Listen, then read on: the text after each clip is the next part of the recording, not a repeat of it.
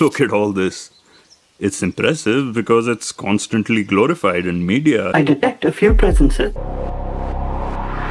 Sami, oh दादा। मिर्ची वाला रसगुल्ला चला। अच्छा। पता नहीं यार, we were in a public place. Medium level speech activated alert मिला, जिस चीज ने सिस्टम को ट्रिगर किया। स्पार्टन से एक अर्ली वैदिक सेटलमेंट थे। Can't they hear us here if they heard us in the middle of the forest? मैंने इस रूम की साउंड एंड सिग्नल प्रूफिंग की हुई है। Do you remember the Lion's Gate we walked through? It's from a previous Greek civilization. Previous? I thought they emerged in 800 BC.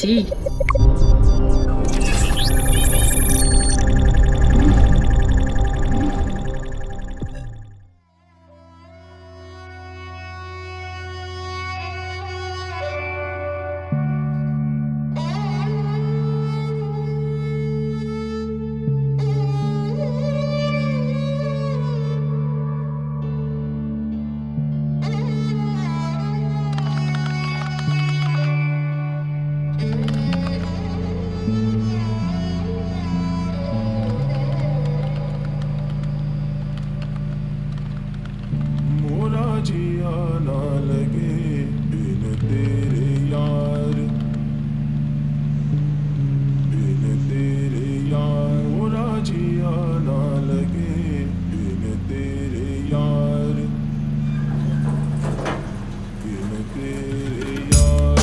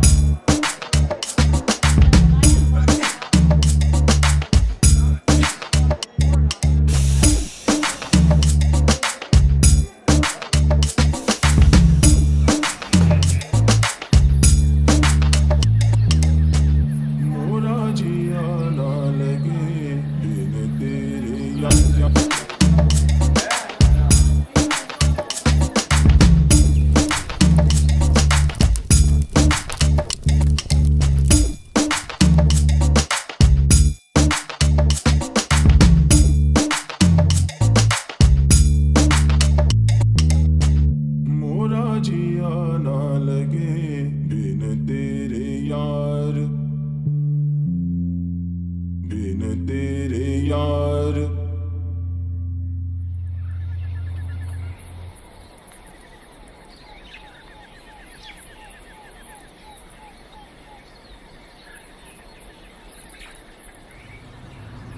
नमस्ते गुरुजी। ओह, अरे बेटा जी आ गए। जीते रहो। जी सर, थोड़ी देर पहले ही पहुंचे। आज का टॉपिक तुझे बहुत अच्छा लगेगा। Sir very excited. मेरी वाइफ भी आई है आज आपकी टॉक के लिए। Namaste, sir. Sir my wife Maya. Oh wonderful. Bless you बेटा जी। I hope you understand Hindi for the lecture. I'm slowly learning, sir. I've wanted to attend a lecture of yours for so long, and now I finally bought the Anuvadi Yantra, so I'm ready. Great.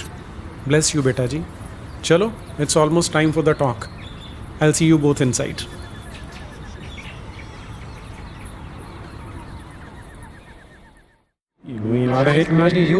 Okay, सबसे पहले तो सभागार में उपस्थित सभी देवियों और सज्जनों को मेरा प्रणाम है। वैसे तो अब मैक्सिमम लोग मुझे जानते हैं, लेकिन क्योंकि मैं देख रहा हूँ कुछ नए लोग हैं तो मैं अपना एक फॉर्मल परिचय दे देता हूँ। मेरा नाम नीरज अत्री है। बाय प्रोफेशन फिज़िक्स पढ़ाता हूँ, लेकिन इंटरेस्ट थोड़ा सा मेरा इतिहास में या हिस्ट्री में है। और जैसा आप जानते हैं कि आज हम थोड़ा सा हिस्ट्री के बारे में डिस्कशन करने वाले हैं। मैंने एक सर्वे किया था और मेरे ख्याल से आप भी उसके जो फाइंडिंग्स हैं उनसे सहमत होंगे, मैं शेयर कर रहा हूँ आपके साथ। सर्वे ये था कि जब आपसे कोई किसी कबीले की या ट्राइब की या आदिवासी की बात करता है तो आपके माइंड में पहली इमेज क्या आती है। जैसा कि आपके साथ भी हुआ होगा, 85% से ज़्यादा लोगों ने आंसर ये दिया था कि उनके माइंड में एक गहरे रंग के कुछ लोगों का इमेज बनता है जिन्होंने सर पे पक्षियों के पंख लगा रखे हैं रंग बिरंगे, मुंह पे पेंट किया हुआ है और उल्टा सीधा डांस कर रहे हैं। ठीक, अब आपको ये जान के हैरानी होगी कि ऐसा ही सर्वे अमेरिका में किया गया था वहाँ के नेटिव अमेरिकन के बारे में। तो अमेरिका के स्टूडेंट्स ने भी ऑलमोस्ट आइडेंटिकल आंसर दिया, सिर्फ एक एडिशन थी, उन्होंने कहा कि वो कैनिबल्स होते हैं, यानी एक दूसरे को मार के वो ह्यूमन फ्लैश या व्यक्तियों का मांस भी खा जाते हैं। हमारे यहाँ पर नरभक्षी वाली कंसेप्ट ज़्यादा नहीं है, लोगों ने बहुत कम बोला, लेकिन फिर भी आप सिमिलैरिटीज़ देख सकते हैं कितनी है। और सबसे जो इसमें हैरान करने वाली बात है वो ये है कि ये उनकी सच्चाई से कोसों दूर है। जिन्हें हम पुरानी सभ्यताएं, एंशिएंट सिविलाइजेशंस या मूल निवासी बोल देते हैं, ये सभ्यताएं सारी की सारी, इनमें कुछ कॉमन थ्रेड्स हैं। अगर आप, जिन्हें आज हम मीज़ो अमेरिकन्स बोलते हैं, मीज़ो अमेरिकन सिविलाइजेशन बोलते हैं, उसमें माया ले लीजिए, इंका ले लीजिए, एज़टेक ले लीजिए, फिर आप अटलांटिक क्रॉस करके यूरोप में आ जाइए, रोमन सिविलाइजेशन थी, थोड़ा और इधर चलिए तो ग्रीक सिविलाइजेशन है, फिर इधर आइए अफ्रीका में तो इजिप्ट की सिविलाइजेशन थी, मिडल ईस्ट में Persian civilization, South East Asia में वैदिक सिविलाइजेशन, वो तो हमारी है ही, फिर थोड़ा ईस्ट में जाएंगे तो आपको चाइना और जापान की सिविलाइजेशंस में होती हैं। इन सारी सिविलाइजेशंस के कई स्ट्रक्चर्स ऐसे हैं जो आज भी सर्वाइव करते हैं। फॉर एग्ज़ाम्पल, जिन्हें हम मीज़ो अमेरिकन्स कहते हैं, उनका ये एक स्ट्रक्चर देखिए, 4 साइड पे सीढ़ियाँ बनी हैं, 91 सीढ़ियाँ हर एक साइड पे, तो उसे आप इंटू 4 करेंगे तो 364 सीढ़ियाँ बन जाती हैं। ऊपर का प्लेटफॉर्म मिला लीजिए तो 365 स्टेयर्स, यानी एक साल के 365 दिन पूरे हो जाते हैं। ये पहला इंडिकेशन है कि उन लोगों को एस्ट्रोनॉमी की बहुत अच्छी नॉलेज थी। दूसरा, कि स्ट्रक्चर आज तक सर्वाइव कर रहा है हज़ारों साल बाद, जो आपको बताता है कि उनका आर्किटेक्चर और उनकी इंजीनियरिंग कितनी स्ट्रॉन्ग थी, कितनी एडवांस थी। फिर साल के एक विशेष दिन, जब दिन सबसे लंबा होता है, राइट, जिसे हम 21 22 जून के टाइम पे सेलिब्रेट भी करते हैं, उस दिन यहाँ पर एक बहुत ही स्पेक्टेकुलर नज़ारा देखने को मिलता है कि एक सन से इमेज ऐसी बनती है कि एक ड्रैगन नीचे की ओर उतर रहा है। अब इतना सोफिस्टिकेटेड स्ट्रक्चर बनाने के लिए ट्रिग्नोमेट्री की, मैथमेटिक्स की कितनी एडवांस नॉलेज चाहिए होगी, स्ट्रक्चरल इंजीनियरिंग की कितनी एडवांस नॉलेज चाहिए होगी, वो आप इमेजिन कर सकते हैं। लेकिन फिर भी हमारी इमेज क्या है इनके बारे में कि रिग्रेसिव सोसाइटीज़ थी। रिग्रेसिव से एक और चीज़ जुड़ती है कि आज हम जेंडर राइट्स की बात करते हैं, फेमिनिज्म की बात करते हैं, इक्वालिटी की बात करते हैं। ये जो नैरेटिव है ये बीते 2000 साल का है, 2000 साल भी नहीं, 500-600 साल का है, जब से अब्राहमिक रिलीजन्स ने कब्ज़ा करना शुरू किया है, राइट। उससे पहले की ये जो सिविलाइजेशंस हैं जिन्हें वाइप आउट किया गया बीते 2000 वर्षों में, इन सब के अगर आप देखेंगे, इनकी पूजा पद्धति देखेंगे तो सभी में आपको देवी और देवता दोनों दिखाई देते हैं। और कोई भी समाज जो देवियों की पूजा करता है वो रिग्रेसिव नहीं हो सकता, वो मिज़ोजिनिस्ट नहीं हो सकता, वो पैट्रियार्की नहीं हो सकता, ठीक है। लेकिन फिर भी जो नैरेटिव है उसको ऐसे प्रेजेंट किया गया कि आप इन लोगों के बारे में बहुत गलत सोचते हैं। तीसरा जो इनमें कॉमन थ्रेड है वो है एनवायरनमेंट के बारे में। आज हम कार्बन फुटप्रिंट की बात कर रहे हैं, लेकिन इन सब लोगों ने, इन सब सिविलाइजेशंस को अगर आप देखेंगे, उनका लाइफस्टाइल देखेंगे तो उनका कार्बन फुटप्रिंट बेयर मिनिमम था, क्योंकि उन्होंने एक ऐसा सिस्टम बनाया था, एक ऐसा लाइफस्टाइल था उनका कि वो प्रकृति के साथ मिल के रहते थे। अब मैं आपको एक एग्जांपल देता हूँ इसका। ये जिस हॉल में आज बैठ के हम बात कर रहे हैं, वैशेषिक, हमारे देश के जो 6 दर्शन हैं जिन्हें षड दर्शन कहा जाता है, इंग्लिश में 6 स्कूल्स ऑफ थॉट कहा जाता है, उनमें से वैशेषिक एक है। आपको बहुत कम लोग ये जानते हैं कि जो वैशेषिक दर्शन है, इसे लिखने वाले ऋषि का नाम कणाद था। कणाद जो वर्ड बनता है वो कण से बनता है। कण यानी अनाज के जो कण हैं, अनाज के जो पार्टिकल्स हैं, उनसे। इनकी जीवन शैली क्या थी? आज हम वीगन को बोलते हैं ना कि वीगन आज इन थिंग है, क्योंकि हम कोई भी एनिमल प्रोडक्ट नहीं यूज़ करते, सिर्फ प्लांट प्रोडक्ट्स यूज़ करते हैं। तो आप कणाद ऋषि से इंस्पिरेशन ले सकते हैं कि वो भूमि पे गिरे हुए कण उठा के अपना पेट भरते थे। वो भी पत्ते से, पौधे से तोड़ते नहीं थे। पेड़ से जब फल पक जाएगा तब खाएंगे, पौधा जब कण को छोड़ देगा तब उसे उठा के खाते थे, इसलिए इनका नाम कणाद पड़ा था। तो आप सोच सकते हैं कि किस तरह की जीवन शैली थी इनकी। आज तो एक छोटा सा जब प्रोफेसर भी बन जाते हैं तो हमें लगता है कि अब हम ग्लोब ट्रॉटिंग करेंगे और इतना बड़ा हमारा कार्बन फुटप्रिंट हो जाता है। ओके, अगली चीज़ पे चलता हूँ। जब आप न्यूटन का नाम सुनते हैं तो माइंड में सबसे पहली चीज़ क्या आती है? लॉज ऑफ मोशन, है ना। अब ये जो कणाद ऋषि हैं, जो वैशेषिक दर्शन है, कंजर्वेटिव एस्टिमेट्स ये बोलते हैं कि ये 600 बिफोर कंटेम्प्रेरी एरा का है, लेकिन ऐसा भी माना जाता है कि ये 600 BCE के नहीं थे, ये ऑलमोस्ट 7000 BCE के थे। और जब आप वैशेषिक दर्शन पढ़ते हैं तो आपको वो लॉज ऑफ मोशन रिफ्लेक्ट होते दिखाई देंगे जो आज आप न्यूटन के नाम से जानते हैं। फॉर एग्ज़ाम्पल, मैं आपके साथ शेयर करता हूँ यहाँ। जो मैं पहला एग्जांपल ले रहा हूँ, जो मैं रेफरेंस ले रहा हूँ, वो है इनके जो बुक का 5वां चैप्टर है, पहला आहणे का, और उसका 7वां श्लोक है। संयोगा भावे गुरुत्वात् पतनम। हाँ, आपको संस्कृत नहीं आती तो मैं उसको ट्रांसलेट कर देता हूँ। If there is no conjunction present, gravity causes objects to fall down. Right? Okay, next देखिए। नेक्स्ट मैं ले रहा हूँ जो इनका पहला चैप्टर है, उसका पहला आहणे का, उसका 14वां श्लोक क्या बोलता है? कार्य विरोधी कर्म।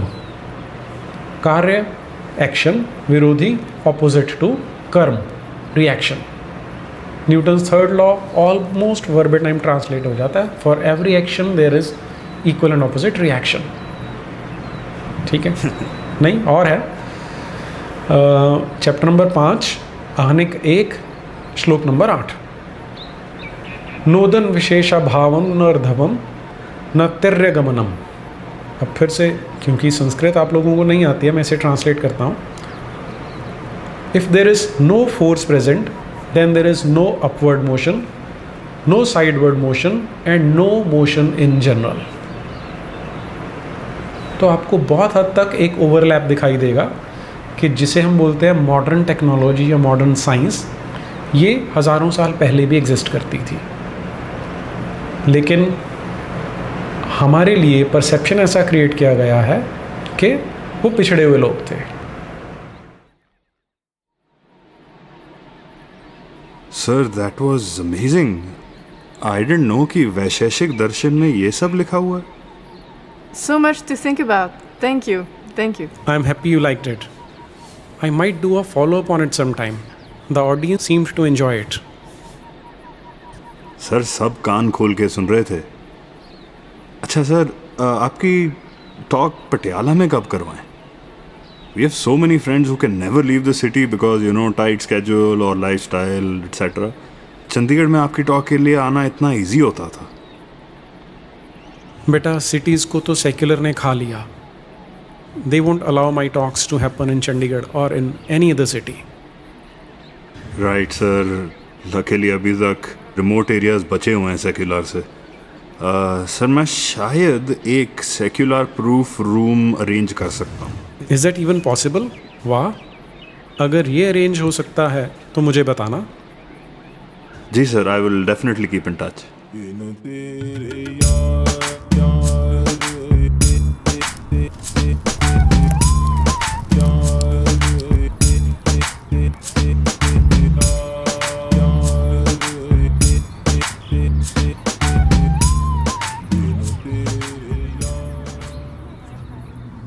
Seven thousand BC.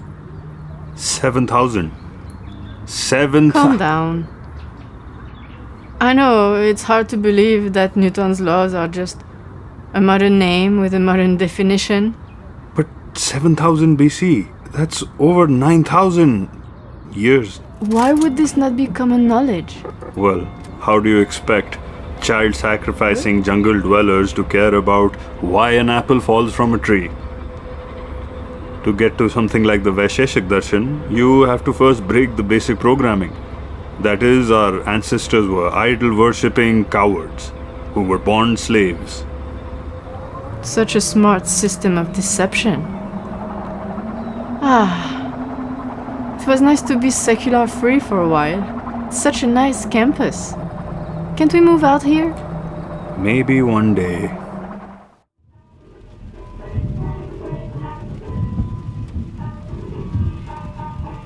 Man, what else did our ancestors come up with? The wheel, the zero, shampoo. That's not a bad resume for some primitive jungle dwellers. This man here is claiming the Ramayana took place around 12,000 BC.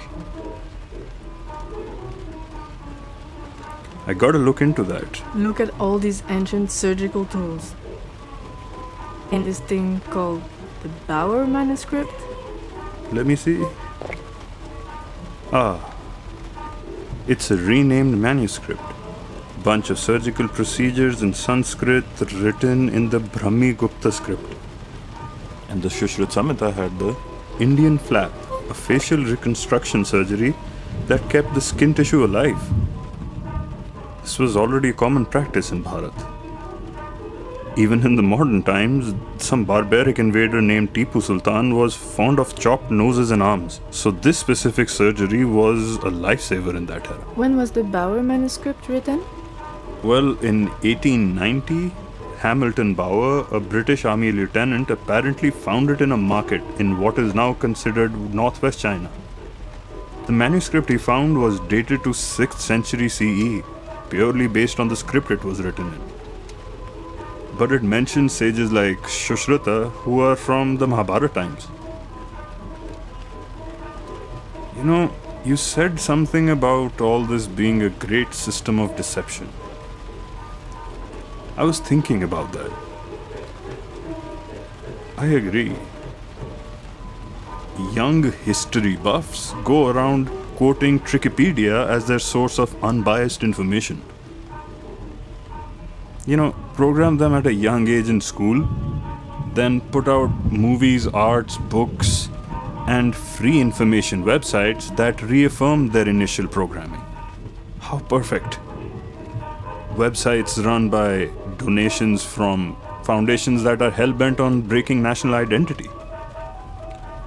These newly wokes don't know that there was a time when a professor would reject your work solely because your information was from Wikipedia. And now, somehow, it has become a citable source for unbiased information. Who are the moderators? How does a website gain such unchallengeable authority? Why are these sources always one-sided in these articles? These history buffs hear some information outside of their dogmatic programming and then refute it with the first link Loople shows them. They don't even read beyond the headlines and claim to know every angle of every event that has ever happened. Go play Tauji or some shit. Why are you wasting bandwidth? It's brilliant. They create the context and it becomes the norm. The cracks on the wall become part of the scenery until you don't notice them anymore at all. It's the same kind of screwed up logic when they pin Indians as a bunch of illiterate savages, but at the same time they take their work and put their name on it. Like, how does that work? You can't have your cake and eat it too. Yeah, I think I'm gonna go deep into finding out about these savages. You know, how ancient people from around the world are portrayed today.